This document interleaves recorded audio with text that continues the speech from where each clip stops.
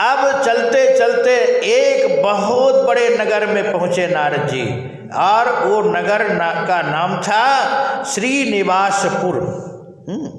और वो श्रीनिवासपुर में एक शीलनिधि नामक राजा रहता था, और वो अपने सैन्य सेना के साथ में बहुत बढ़िया सुंदर नगर था।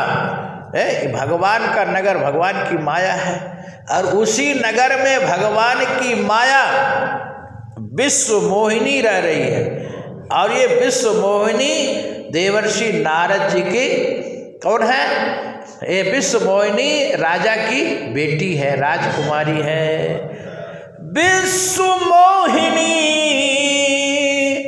तासु कुमारी श्री विमोह स्वरूप निहारी।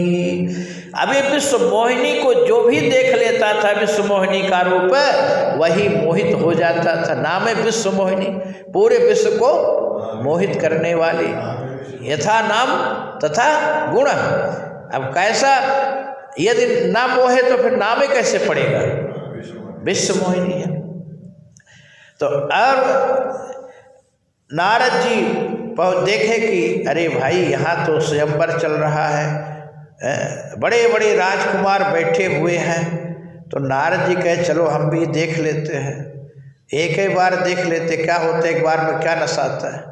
अरे भाई, एक बारे में तो सब चला जाता है, एक ही बार में तो सब गड़बड़ हो जाता है। और नारद जी मन नहीं माने। देखो, यही वही प्रसंग आया जो हमें आपको बताया। जब नारद जी उत्तराखंड गए तो वहाँ नदी पर्वत देखे, वृक्ष देखे, गंगा देखे, तो नारद जी को भगवान की याद आई, और वहाँ नारद जी की समाधि लग गई। और यहाँ नारद जी विश्व मोहिनी को देखे, स्वयंवर देखे, तो नारद जी को विवाह की याद आ गई। तो देखो, ये दृश्य ऐसा है, जो जैसा दृश्य आप देखोगे वो मन में आपके वही दृश्य समा जाएगा। जब आप राम को देखोगे तो राम आपके हृदय में समाएंगे, और काम को देखोगे तो काम हृदय में समाएगा। लेकिन दो एक जगह नहीं रह सकते। जहाँ राम तह काम नहीं, जहाँ काम तह राम, तुलसी दोनों एक रह सके, रजनी इव ठाम। बाबा गोस्वामी तुलसीदास जी कहते हैं कि दो एक जगह नहीं रह सकते हैं। तो वही नारद जी जब तपस्या किए, भजन किए, तो राम हृदय में प्रवेश थे, इसलिए काम भी हार गया। देखो, काम भी नतमस्तक हो गया।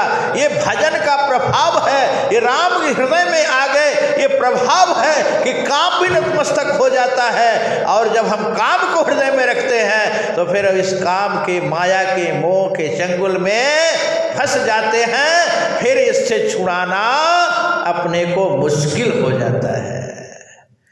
ये प्रसंग से हम शिक्षा लें। ये प्रसंग सुना तो रहे हैं, लेकिन ये अपने ऊपर भी इसका प्रभाव पड़े, इस समाज में पड़े।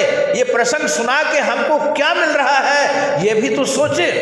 इसलिए हम लोग सजग रहे, सावधान रहे, ऐसा दृश्य न देखे कि हम उस चंगुल से उबर ना पाए, उस चंगुल से निकल ना पाए।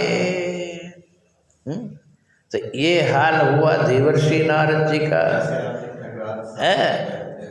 और अब आज दिखाई नारद हे भूपति राजकुमार, कहो नाथ गुण दोष कहे, यही के हृदय विचार। अब तो महाराज नारद जी को दिखाई अपनी बेटी, कौन? अपनी बेटी दिखाई है।